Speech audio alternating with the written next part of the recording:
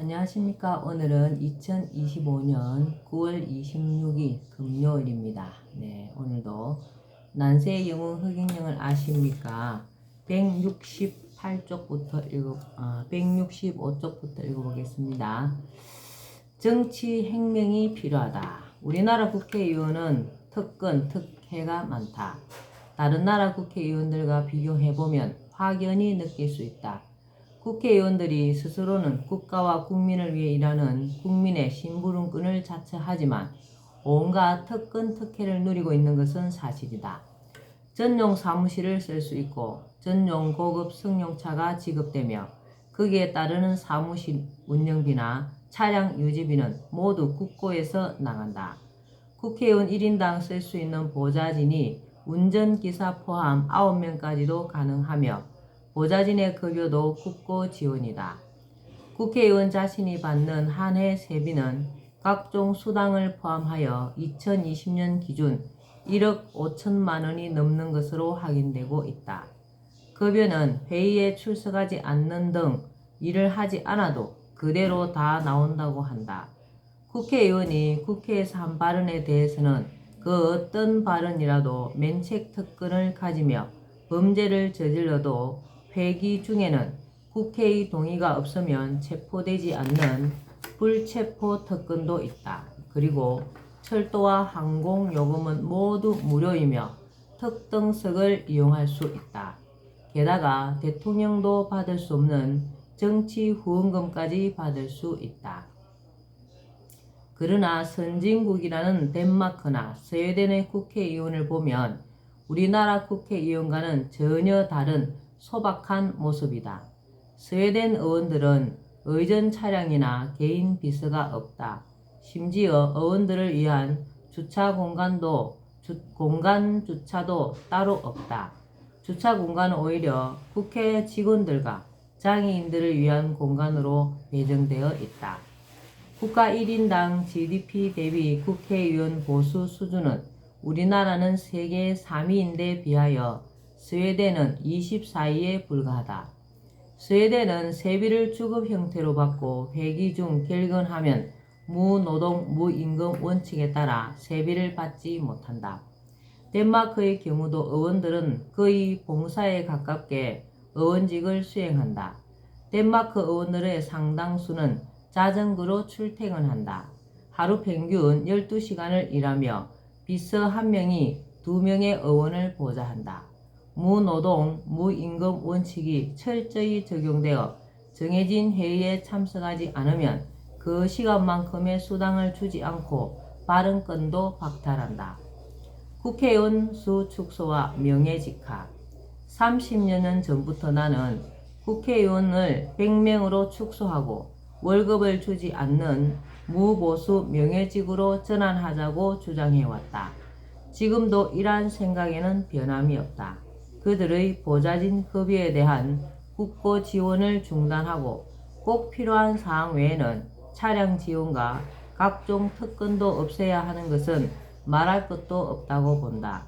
이러한 조건에서도 일할 사람은 얼마든지 있다고 생각한다. 그리고 이들이야말로 사심 없이 국가와 국민을 위해 일할 사람들이다. 절대 현실성 없는 이야기가 아니다. 국회의원을 무보수 명예직으로 하면 진정으로 나라와 국민을 위해 봉사할 사람이 나와 헌신적으로 일할 수 있고 국가 예산을 절약할 수 있다. 국회의원 수도 대폭 줄여야 한다. 나는 100명 정도면 충분하다고 본다. 국회의원 수를 100명으로 축소해도 되는 이유는 그 숫자만으로도 얼마든지 입법부 역할을 충분히 할 수 있기 때문이다. 1석당 인구가 얼마라는 식으로 다른 나라들과 단순 비교할 필요는 없다. 한국의 민주주의는 미국으로부터 들여온 대통령 중심제이다. 따라서 미국의 상하원 의석수와 비교해 보는 것이 합리적이다. 미국은 국토가 한반도보다 거의 약 44배나 큰 나라이고 인구 수도 우리의 6배가 넘는 약 3억 3천만 명에 달하지만 연방의회 상원 의원 수는 100명에 불과하고 임기 2년인 하원 의원은 435명 정도에 머무르고 있다.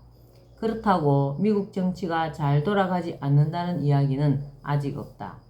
그런데 오히려 국회의원 수를 줄이기는커녕 늘려야 한다는 주장이 정치권에서 나오기도 한다.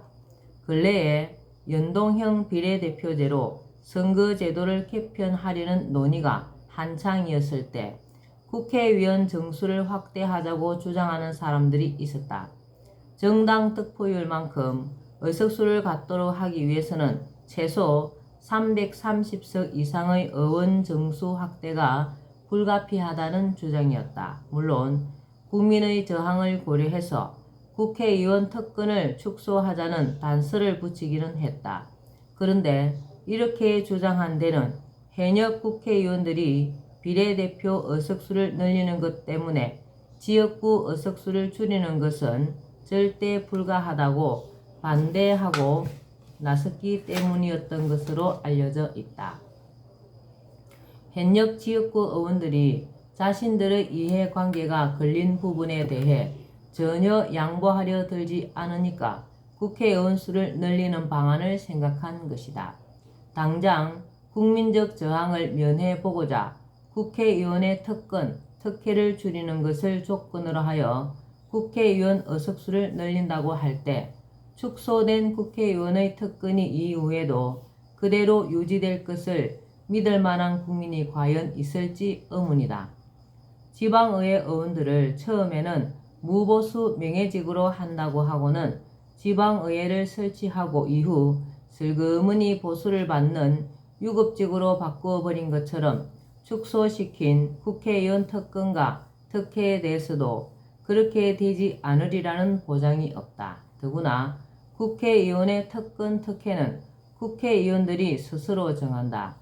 눈 가리고 아웅하는 것에 불과할 수 있다. 물론 이후 국회의원 정수를 늘리자는 주장은 총 의석수를 기존대로 유지하고 연동형에서 준연동형 비례제로 바꾸면서 밀려나긴 했지만 그러한 발상이 나온 자체가 기회만 있으면 정수 확대 주장은 언제든지 다시 고개를 들 수도 있다고 본다.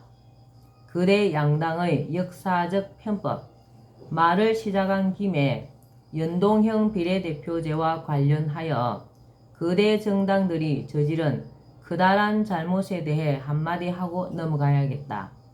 연동형 비례대표제는 총 의석수를 정당 득표율로 정하고 지역구에서 당선된 숫자를 뺀 나머지 의석수만큼 비례대표 의석수를 주는 안이다.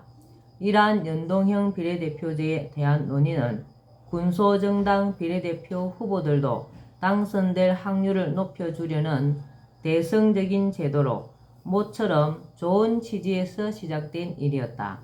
그러나 그것도 잠깐, 얼마 안 있어 거대 양당은 본색을 드러내기 시작하여 서로 당리를 따지면서 결국 연동형 비례대표제를 기존의 비례대표제와 그것의 절충 형태인 준연동형으로 바꾸어 군소정당 후보들이 당선될 가능성의 범위를 좁혀 놓더니 막판에는 아예 그 가능성마저도 줄이고 거대 정당들이 비례대표 의석을 다 가져가기 위해 이제껏 그 어디에서도 듣도 보도 못한 위성정당이란 것을 만들어내기에 이르렀다.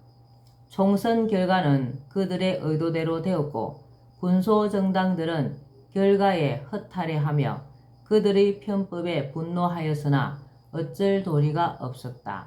사실 위성정당은 정당은 그 목적, 조직과 활동이 민주적이어야 하며 국민의 정치적 의사 형성에 참여하는 데 필요한 조직을 가져야 한다는 헌법조항에 위배되는 것이라 생각되며 애초 중앙선거관리위원회가 등록을 받아 주어서는 안 되는 것이었다고 생각한다. 그러나 중앙선거관리위원회는 형식적인 심사 절차만을 거쳐 위성정당의 등록을 받아준 것으로 보인다. 또 이들 위성정당의 비례대표 공천에서도 미래통합당 더불어민주당 등의 모 정당에서 이미 적법하게 선출된 비례대표 후보자를 일부러 제명하고 그들 모 정당의 위성정당에 재입당시켜 그가 위성정당 비례대표 후보가 되도록 모 정당에서 마음대로 정하는 편법이 있었음이 분명한데도 중앙선거관리위원회가 위성정당의 공천 결과를 문제가 없다고 보았는지 등록을 허용하였는데 이는 부당하다고 생각한다. 나아가 중앙선거관리위원회는 이렇게 해서 탄생한 위성정당인 미래한국당과 더불어시민당에 선거보조금까지 지급하였다. 이러한 위성정당의 조직과 편법적인 행위 그리고 이에 대한 중앙선거관리위원회의 묵인, 허용은 우리나라 정당사와 선거 역사에서 아마 매우 수치스러운 일로 기록되지 않을까 생각한다. 지방자치제 유감. 나는 일찌감치 지방자치제를 없애야 한다고 강조해왔다. 지방자치 선거를 치르는 데에만 엄청난 국가 예산이 들어갈 뿐만 아니라 지방자치단체의 의회의원, 교육의원 등의 인건비도 무시하지 못한다. 지방자치제가 없으면 들어갈 필요가 없는 국가 예산이다. 그리고 지자체들의 지역개발 명분의 국가 예산 확보 경쟁은 도를 넘어서고 있다. 지자체들이 국가 예산을 확보하기 위해 애써 신규 사업을 발굴하고 예산 확보 전략을 세우기까지 하고 있는데 이것은 도저히 있어서는 안 되는 일이다. 국민은 자신들이 사는 지역에 박물관이나 공원이 생기고 시청이나 군청이 멋지게 신축되고 집 가까이 전철역이 생긴 것에 만족하여 국회의원이나 단체장들이 일을 잘하고 있다고 생각하면 그것은 근시안적인 시각이다. 국가가 예산 집행의 함에 있어 우선시하여야 할 것은 멋진 박물관이나 대궐 같은 관청을 짓는 것이 아니라 국민의 생활을 안정시키는 것이다. 그 돈들을 전략하여 국민에게 골고루 돌려주면 서민의 생활 안정에 큰 도움을 줄 수 있다. 생계 걱정에서 벗어나지 못하는 서민들의 가슴을 피워줄 수 있고 빚에 허덕이는 사람의 고통을 들어줄 수 있다. 소비가 활발해져 기업이 좋아지고 나라 경제가 잘 돌아가는 동력이 되게 할 수 있다. 지금처럼 국민의 자살률이 OECD 국가 중 최고로 높고 가계부채율이 상위권을 맴돌며 반대로 출산율은 꼴찌인 나라에서 신규 사업을 일부러 발굴해서까지 지역개발에 국가 예산을 틀어넣는 것은 예산 낭비를 넘어 도의적으로 절대로 해서는 안 될 일이다. 박물관 같은 것은 국민의 생활 안정이 이루어진 다음에 해도 전혀 늦지 않다. 그리고 지금으로서는 이미 이루어진 공사와 사업만으로도 그 이상 지역 단장과 개발은 할 필요가 없다고 생각한다. 지방자치제가 유감인 또 하나의 이유로는 우리나라는 국토 전체가 미국의 한 개 주 정도밖에 되지 않는다는 점이다. 하나의 정부만으로도 이 좁은 땅을 다스리지 못할 이유가 없다. 지역의 균형 발전이라는 명분으로 지방자치제의 당위성을 주장하는 사람이 있을지 모르지만 지방자치제의 시행을 통해 지역의 균형 발전을 이룬다는 것도 그야말로 명분에 지나지 않으며 오히려 지역 간의 지나친 경쟁으로 국고 낭비와 지역 이기주의만 키울 수 있다. 지방자치단체의 지역 이기주의가 국가적으로 낭패를 가져온 것은 한두 번이 아니다. 국토 어디인가에 꼭 설치해야 할 시설이지만 그것이 혐오시설로 비치는 경우 그 어떤 지자체도 설치를 불허하여 중앙정부를 공경에 처하게 하고 중앙정부와 대립하는 일까지 발생하고 있는 것은 모두가 잘 아는 일이다. 그러나 이 시점에서 나는 이미 자리를 잡은 지방자치제도를 없애지는 않고 예산 낭비 부분만 개선하는 방향으로 지자체 문제를 해결해 가는 것도 괜찮은 방법이라고 생각한다. 지자체 선거를 없애고 지자체 단체장은 내부 승진을 통해 대통령이 임명하는 방식을 채택하는 것이다. 지방의회의 의원도 선거가 아니라 추천 등의 방식으로 선임하고 지방의회 설치 초기처럼 무보수 명예직으로 하면 선거에 들어가는 막대한 비용과 의원 보수를 절약할 수 있다. 그리고 지자체 단체장이 중앙임명제가 되면 지역 국회의원을 통해 경쟁적으로 예산을 가져가 무분별한 개발을 일삼는 등의 지자체의 지역 이기주의를 어느 정도 통제할 수가 있어 불필요한 예산 집행을 막고 국토의 균형 있는 발전을 도모할 수 있다. 오늘은 여기까지 읽겠습니다. 오늘도 허경영을 많이 부르고 알려서 하늘에 복을 짓는 행복하고 뜻깊은 날 되시기 바랍니다. 감사합니다. 허경영.